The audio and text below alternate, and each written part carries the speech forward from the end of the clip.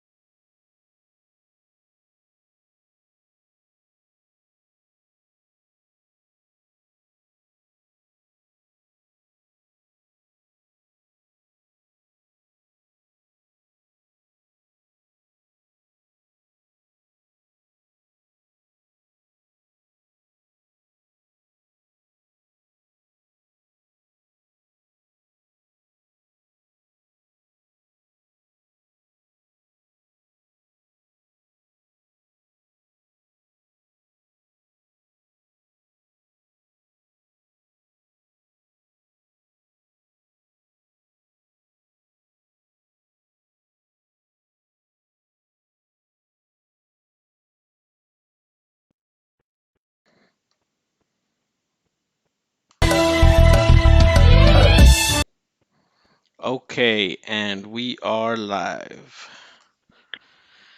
All right, all right, all right.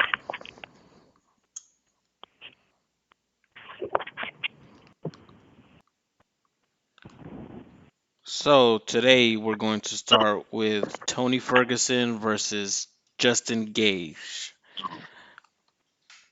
What what Faces Justin Gaethje to what do crown you the what do you think about the fight there, Warren? What are your takeaways from that matchup? Well, give me a minute because I'm going to take my time because there's a lot to say about this. Okay, go ahead. Uh, First off, I'll say I feel bad for everybody who always wanted to see the Tony Habib fight because it's probably never going to happen now. Yeah, that's a real bummer right there. Get you destroyed any sense of that. Well, really, it was Tony Ferguson who destroyed that because he honestly could have sat back and kept training and waited a little bit longer for Habib. I mean, there's no telling now because his father's is fighting COVID-19 and he might pass away, so he might not fight till next year. But get back on point. The thing that Tony did before, I think it was 2 or 3 weeks before the fight, was not very smart. He cut all the way to 155, even though his fight got canceled. Anyways, I don't care what anybody says; it's gonna affect your performance when you got to cut weight twice in one fight camp. So that was a very bad decision on his part. Okay. Not to mention the beating he took. That was watching him get hit with overhands over and over and over again was, especially in the fourth and fifth round, that was a really difficult thing to watch. And his corner, Eddie Bravo, should have thrown in the towel. It was just, I mean, with no crowd there, you could just hear it, and it was just each and every time, that's all you would hear. I, it's just devastating for that man's career. And as for Gaethje, I mean, Gaethje's just, he's in the stratosphere right now. And if that Gaethje shows up to fight Habib, that's, I don't know. That's a very close fight That because of upper his wrestling. that Gage took that uppercut like a champ. I mean, he got hit with that uppercut, got knocked down. I think maybe Tony Ferguson could have rushed him a little there and capitalized more, but If he definitely had more time, it was like right after the bell when that shit happened. he If he he had a little bit more time, it might be a totally different fight. he was But just he got a little bit trigger happy, went ahead and took the fight. He had prepared for Khabib this whole time. And I've heard that a lot of these fighters are broke. Maybe he was looking for that payday, and he didn't want to wait until after July. Maybe they gave him a time frame of, hey, you're not gonna fight Khabib um, in at least 6 months. I don't think Tony Ferguson really um, wanted that, and so he took the Just Engage fight. I think he thought he was gonna go in there and use his cardio, and that was gonna win him the fight. Because back when that's Justin Gage's only two losses are against Justin Poirier, Justin Poirier, and Eddie Alvarez. And both of those fights, I said the same thing. If he would stop brawling so much and get more technical, he'd be the champ. And look where he is now. He lost both of those fights because body shots and getting tired from getting all those brawls and just getting hit too much. You look at the fight with Tony, it's just it's just like another level. And Tony was expecting the old Gaethje, and he didn't get that. He thought he was just gonna bull rush him, make him tired in the first two rounds, and get him out of there in the third. And that's not what happened. He took a career-changing beating. Yeah, honestly, that's what took place. You could tell Justin Gage really came in with a lot of skill and um, technical prowess and came out on top. When you were watching the fight, did you have it at any point? Because I know I did. Did you have any point where you're just looking at it and like, man, I would have just thrown in the towel by now? Yes, definitely. But a lot of fighters feel strongly about just throwing in the towel like that, especially with past events that have happened before um, in the UFC where people think maybe the ref stopped it a little too early, and I think people expect the refs to make that decision for them, you know. I'm not too familiar with throwing in the towel in the UFC. I've seen refs prematurely stop fights before. I think people by now respect the ref's decision to stop fights and think they have that power to do that and would honestly and respectfully go ahead and stop the fight whenever they feel like it should be stopped. I feel like it's throwing in the towel is a lot more common in boxing than it is in MMA.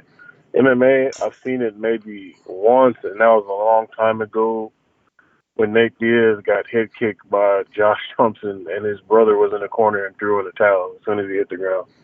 That's the only time I can remember. Wow. Okay.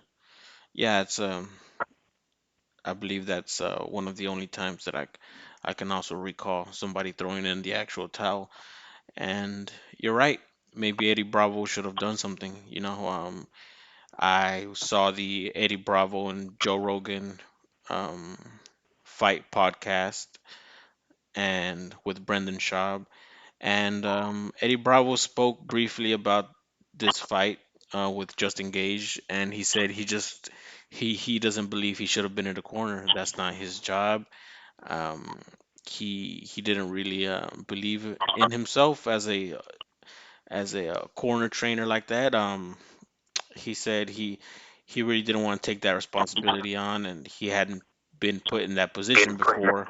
So maybe he just I don't think he had it in him to do that. So I don't know. I really just hope Tony recovers from this and he can still fight at a championship level. that's true. That's true. That's all I hope for. And hopefully he does recover. He took a lot of damage. Um, and I, CTE. I honestly don't know why Khabib just can't fight Tony Ferguson again. You know, they've put Tony Ferguson in the back burner before, and why can't they put Justin Gage in the back burner? You know, why can't they just set him aside, be like, hey, Ferguson and Khabib, that was them, that's all them. It's his time, and honestly, if Ferguson comes out on top there with the belt, with the championship, um, Justin Gage should feel even more comfortable fighting Tony Ferguson now that Tony would be the champion. But it is what it is, and that's all I have to say about that. So, Mm. Thanks, man. Folks. and speaking of Gage and Khabib, how do you think that fight would go?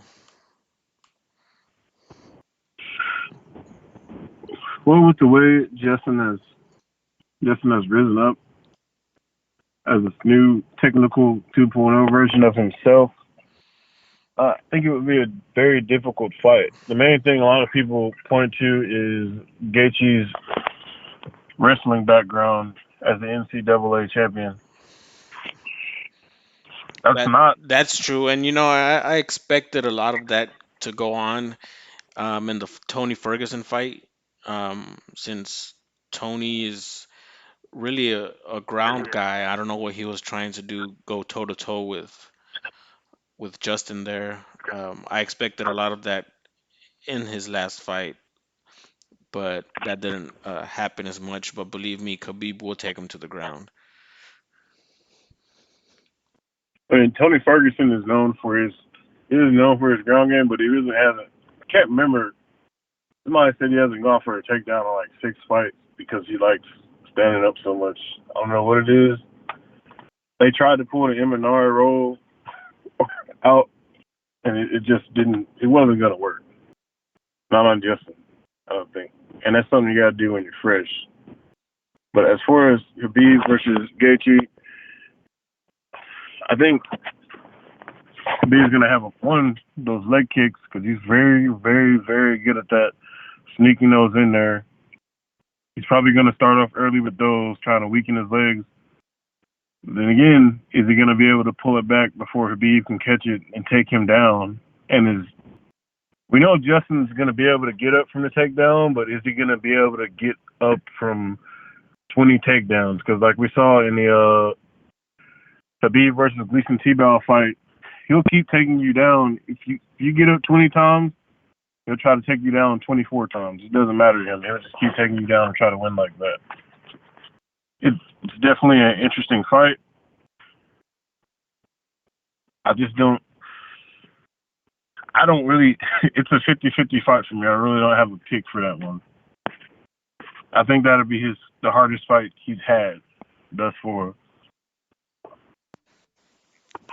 Yeah, I believe that too.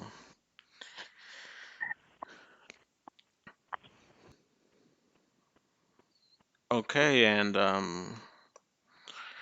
it seems that they're going to start negotiations for that Khabib and Gage fight in September.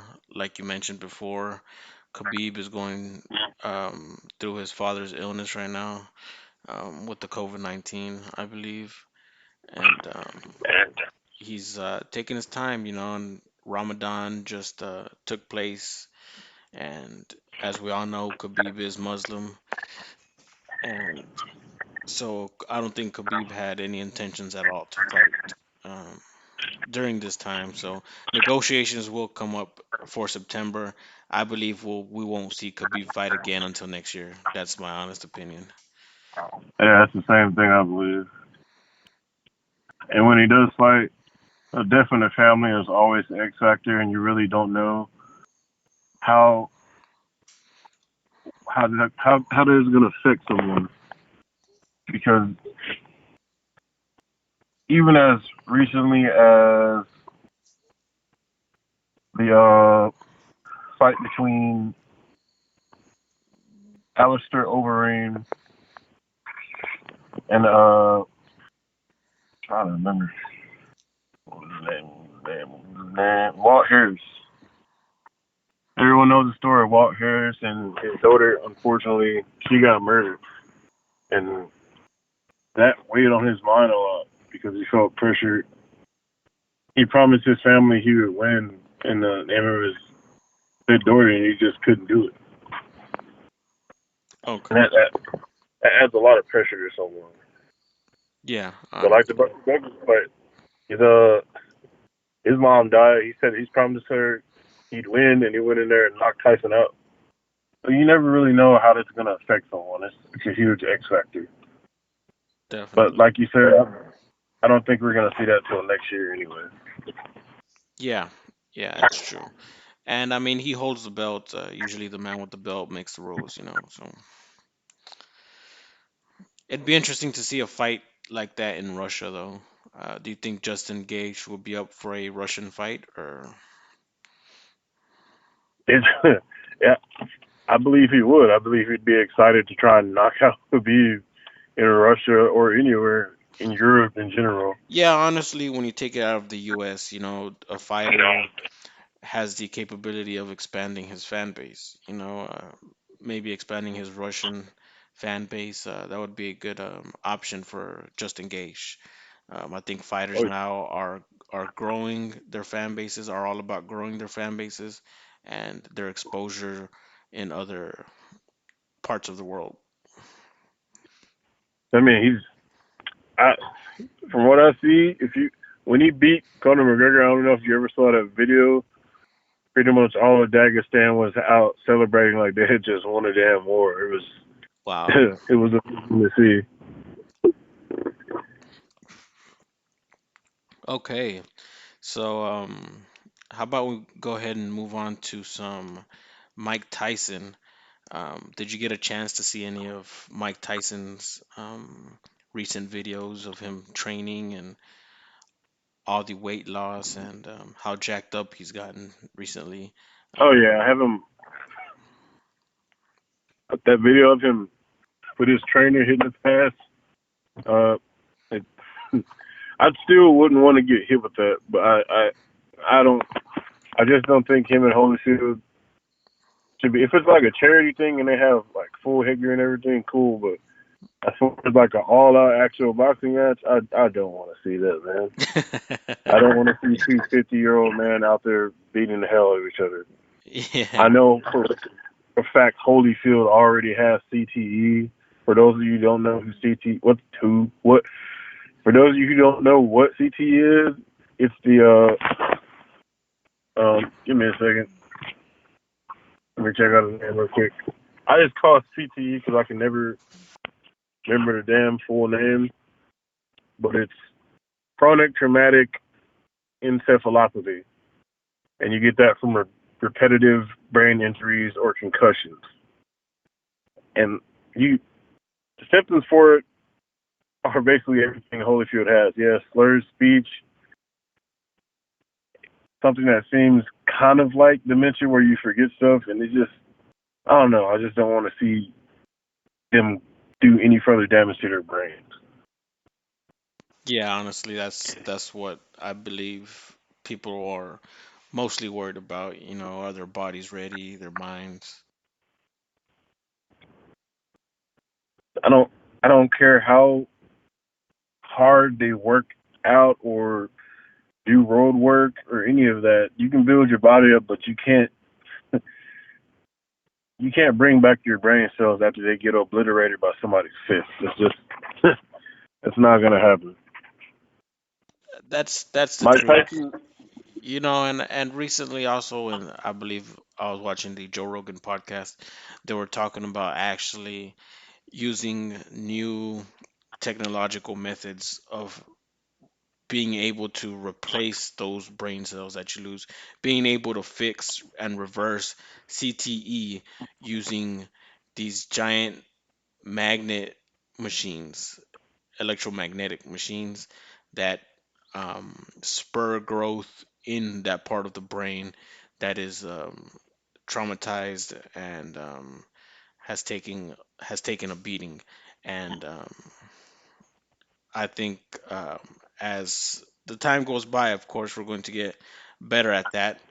And I'm not sure which female UFC fighter he mentioned. I forgot, but she had been going almost every day for a couple months, and she saw very good results. And because she had suffered a concussion, and which really affected her, which had really affected her for months after the fight, and after going through that therapy, it really helped her out.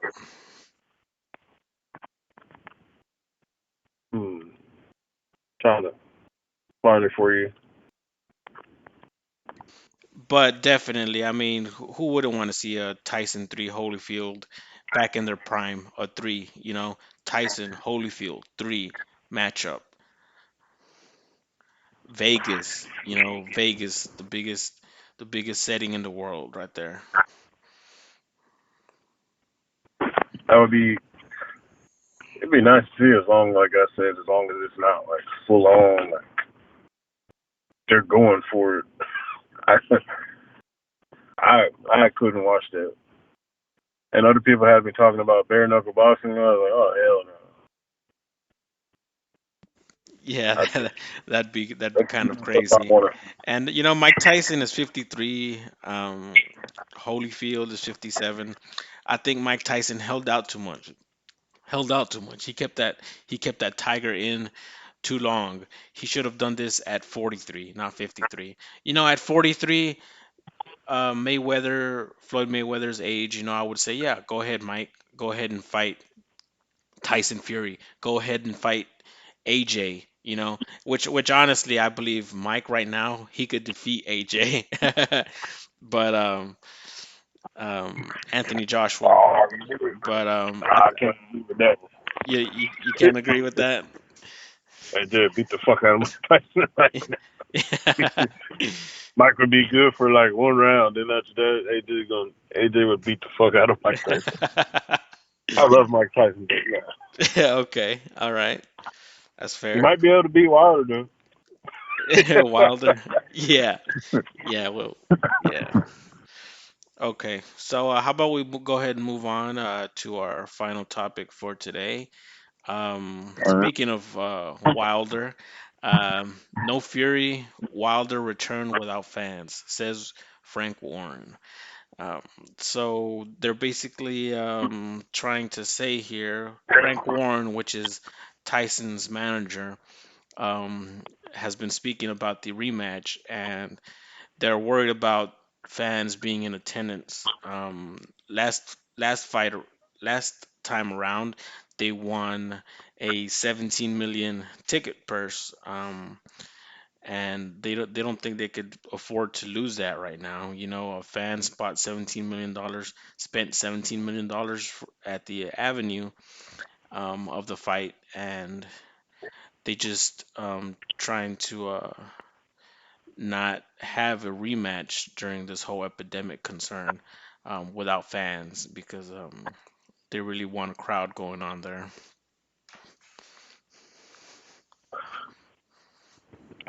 Yeah, it, it's very difficult for any sport to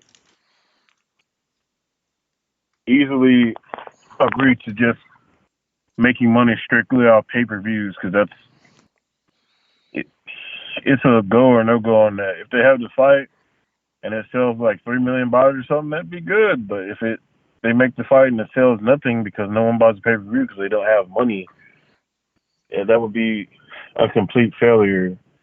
But on the other hand, I don't think Deontay Wilder should be facing anyone anytime soon. He needs to get his ass in the gym and work with Floyd Mayweather like Floyd told him to. Yeah, yeah, that's honestly what needs to happen. Um, what do you think happened that night for Wilder? Why do you think it went so catastrophic for him? Well, I don't. I, I'm on a lot of boxing forums and a lot of Facebook groups that have to do with boxing. And the And things I heard, a lot of let people. me let me let me just throw this in actually. All right. Speaking of catastrophic night, that night I was actually in a car accident on my way back from the Wilder Tyson fight. Um, I actually just landed in Jacksonville, Florida that night. I was doing some work out there. I flew out there, and I decided to go hit up a sports bar, which was packed, by the way. They wouldn't let anybody in. I'm not Oh, too familiar with the Jacksonville, Florida match. I mean, with the Jacksonville, Florida area, um, where the actual Tony Ferguson and Justin Gage match was also held. But so I went to a couple sports bars and they were just packed. They wouldn't see anybody. The line was outside the door. The match was already started. So I was like, hey, I'm gonna go back to my hotel. I stop at a red light and somebody decides to just slam into my rear end at the red light, and I'm like, whoa. So I didn't actually get to experience the fight like I wanted to. I was actually watching it in the emergency room through Instagram, Twitter, and Facebook Live. But yeah, that was the speaking of catastrophic, I just wanted to throw that in. But yeah, what do you think went yeah, definitely. So what do you think went wrong for Wilder there? Well, first of all, God bless that you're okay. Thank you. I would have had to shoot that guy who hit you in the back of the head and kill his whole family. Oh God. But, but anyhow, I think it went. I'm on, like I said, I'm on a lot of Facebook forums and I'm on a lot of just boxing forums in general. And a lot of people were saying was, did you see how close Wilder was to knocking out Fury in the first fight? All he's gonna do is do that again. I'm like, I told everybody, look, man, in the first fight, Tyson Fury had gained all the way up to like 500 goddamn pounds. Yeah.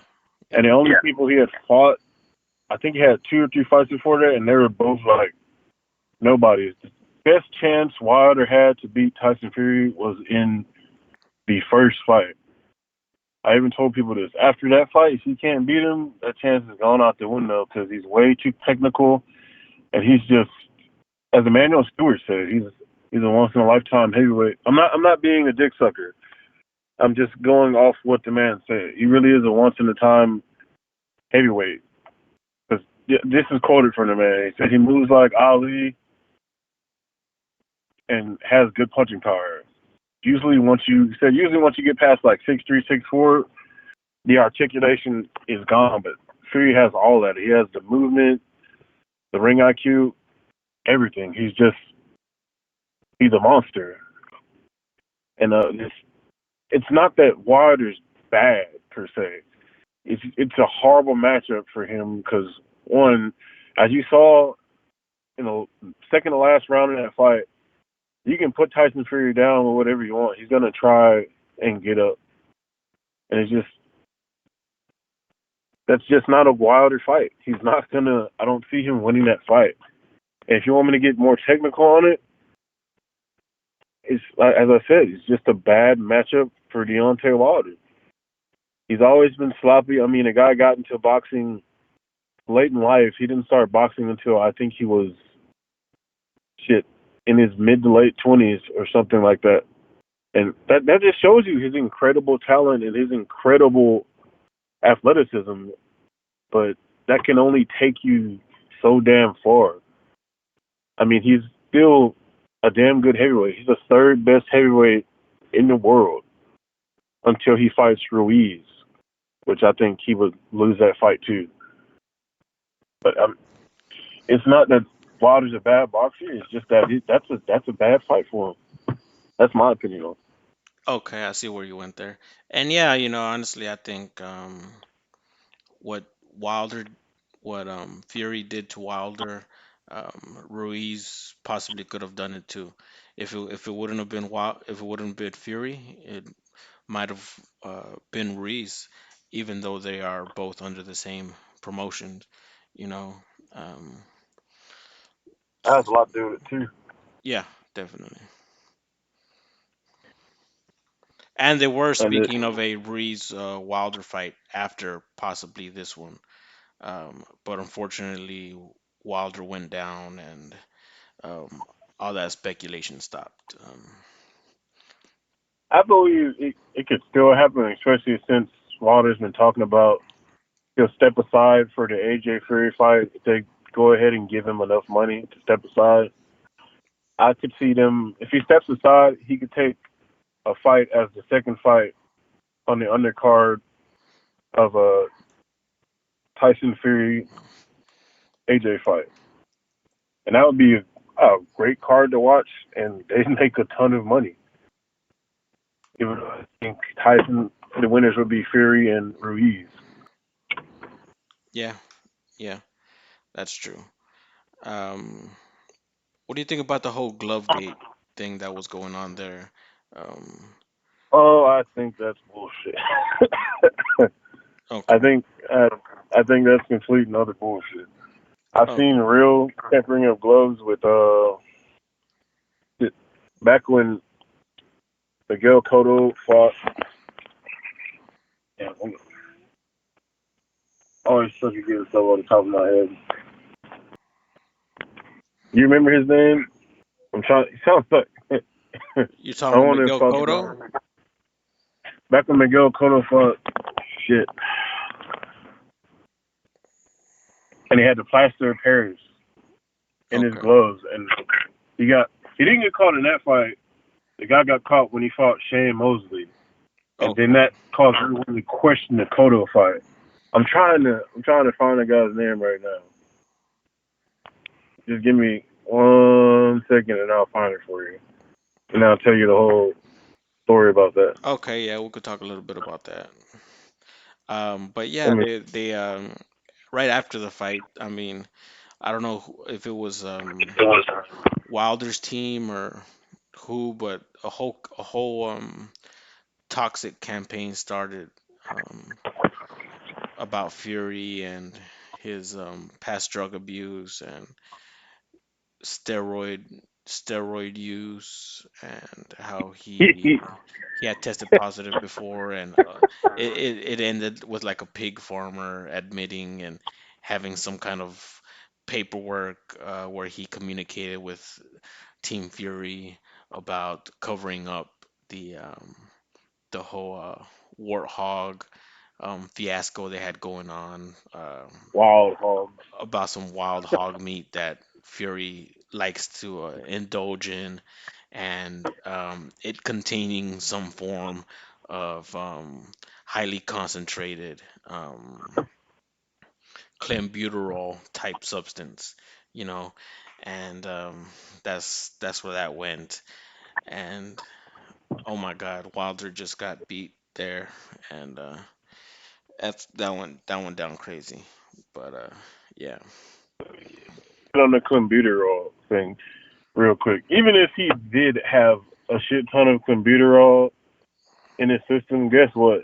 The boxing sanctioning bodies just changed the rules to where you can have a certain amount. So that wouldn't even be breaking the rules anymore as long as it was a small amount. okay. And as far as him using steroids, the Tyson Fury's body looked like he uses steroids. I'm just saying. Does he look No, like no, a no, rip? no, no, definitely not. These people sore losers. Sometimes your fighters lose, and you gotta accept it, man. Yeah, yeah. And just from round one, I mean, they were just sweating out the ass. You know what I mean? Like they were, even Wilder was complaining about his that suit that he came out with, saying that it was so hot and heavy on him. You know? Oh yeah, the suit. I heard all about that. Man, that suit weighed a goddamn 70 pounds. Yeah, That yeah. shit hit my back. And that round three slip up. I mean, come on, what is that, Wilder? Get him with the uppercut there. I don't know what that was. He just like seemed to slip and fall. I believe one of the first knockdowns was, yeah, I think it was kind of a slip or whatever. But it was, I was still laughing at the damn. I know there's the old, but I still laugh at the damn. My suit was heavy bullshit because every boxer and every MMA fighter roasted his ass for that. Yeah, I yeah. thought it was the funniest shit in the world. And I think he suffered really more from those slips and falls that he took, because that can really take a toll on somebody as big and tall as he is. Just hitting the floor like that, hitting the ring like that. Also, it's bad luck. You should never. You're in the boxing ring. It's a fight night. You don't ever want to touch that ring floor with anything but the soles on your boots. You know what I mean? Oh, but absolutely. It was just what they should have been worried about was They shouldn't even be talking about my suit. They should be focusing on how we lost and how we're gonna fix it and what we're gonna do in the next fight. Yeah. And then why are they blaming this trainer for throwing in the towel? That dude's there to protect you. Be glad he threw in the towel because you're getting your fucking ass beat. That dude was beating the brakes off of you. Yeah. Yeah. And it didn't seem like he could pull off a late round knockout or anything. He just wasn't getting any more stamina or kind of spark coming into the later rounds, you know. So I just don't. He really wasn't, especially after Fury busted his eardrum and messed up his equilibrium. That was done. yeah, yeah, definitely. I believe that took a. I believe that was a huge part of why he lost, but that happened because he hit you in the goddamn eardrum. It's not like he got lucky and you slipped and fell and busted your eardrum. He busted that motherfucker with his fist, Yeah, true, and you got true. destroyed from then on out. So that's what you just got to accept it and move on and try to beat Fury next time, which I don't think he'll be successful at. But Do you it is think what do it you, is. do you think do you think Wilder trained for this fight as hard as he trained for the last one? I'd hope so. Certainly hope at that level you would take it serious enough to take everyone fucking seriously, whether you knock them down multiple times or not.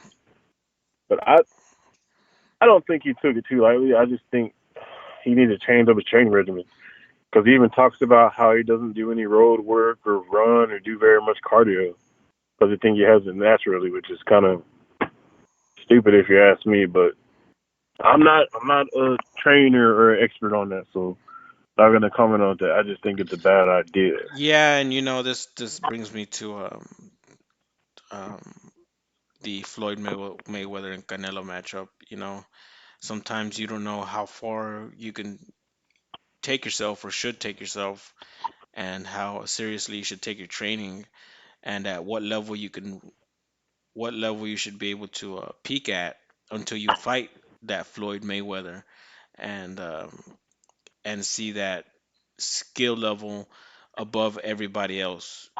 And I think that if this fight didn't wasn't a wake up call for Wilder to become and train like the best, um, I don't know what would be. So it seemed like he's just been bullying the American heavyweight division these past few years, and um, especially with um, that rocket he's packing, that one punch knockout capability that he has. Maybe it got to his head a little bit. I think it did, and I think he should.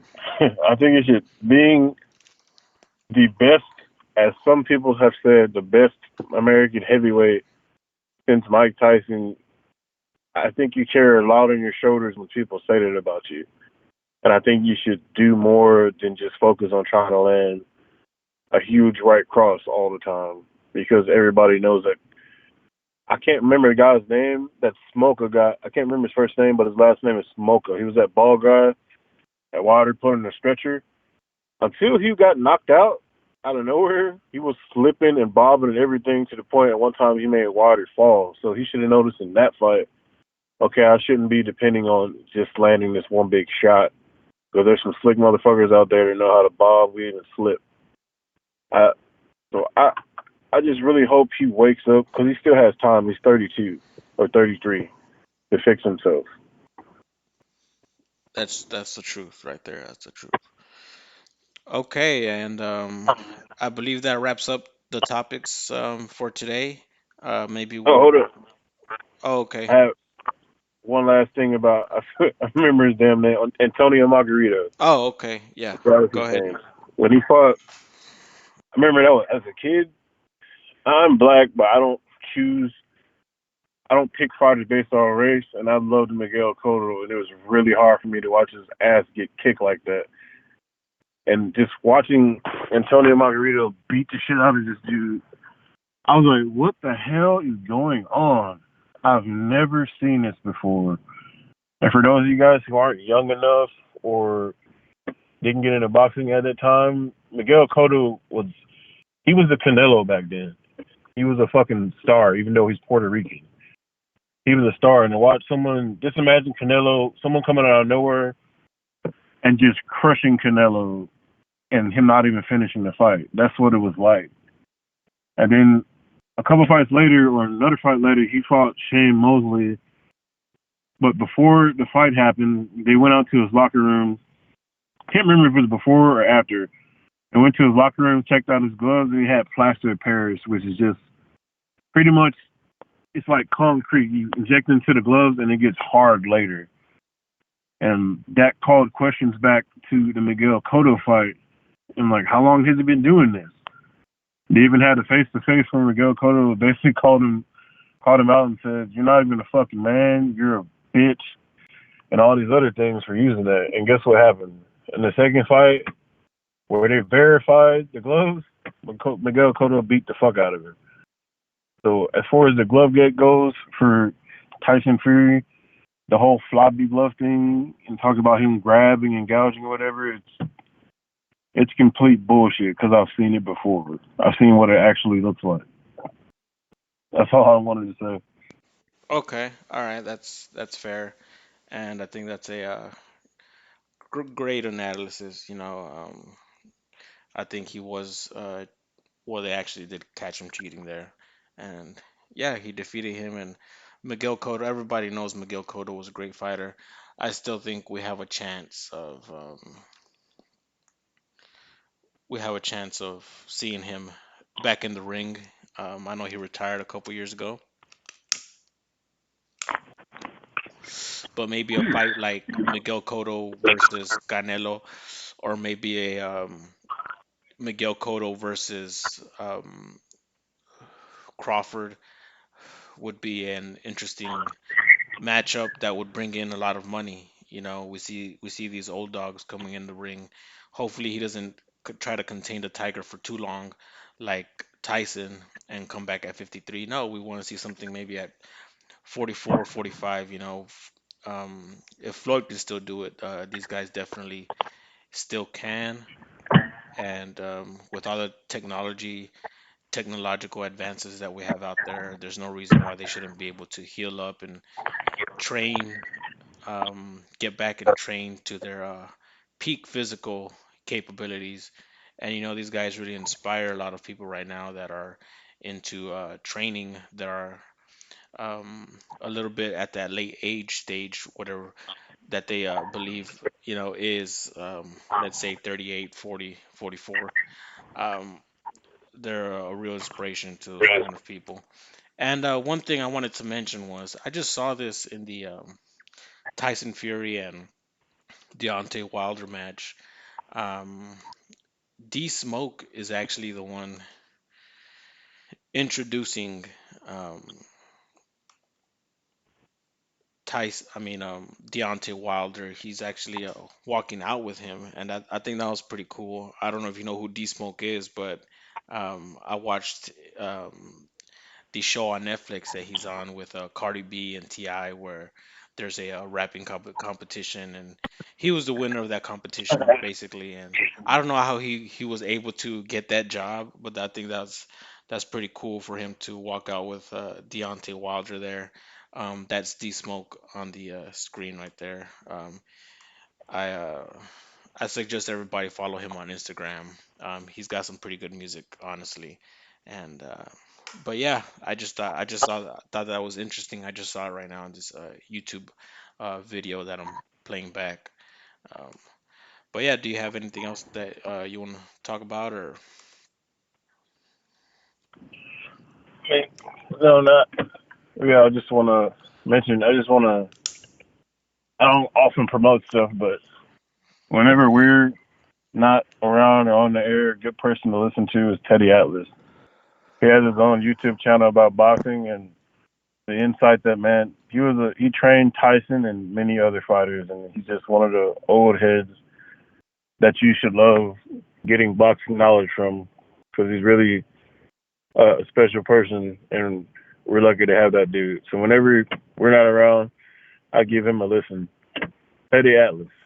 Should know his Okay, name already. okay, yeah, yeah, yeah. Definitely. I also like watching some of his videos, especially his after fight thoughts on um, different matchups, like Anthony Joshua and Wilder fights. Oh He's got yeah, some pretty interesting insights, especially since he had been around Mike Tyson and other great fighters for so long, and just trying to compare their skills and with his own his own life and his own expectations of fighters and his own life stories. He really breaks down fighters and um, their mentality uh, while training, fighting, and facing their opponents. He can really give you an insight into that. So, most definitely. okay, so I think that wraps it up for tonight. Thank you everyone for watching.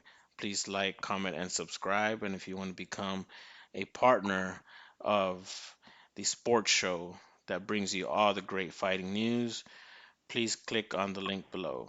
Thank you. And that wraps it up for today. Catch y'all later.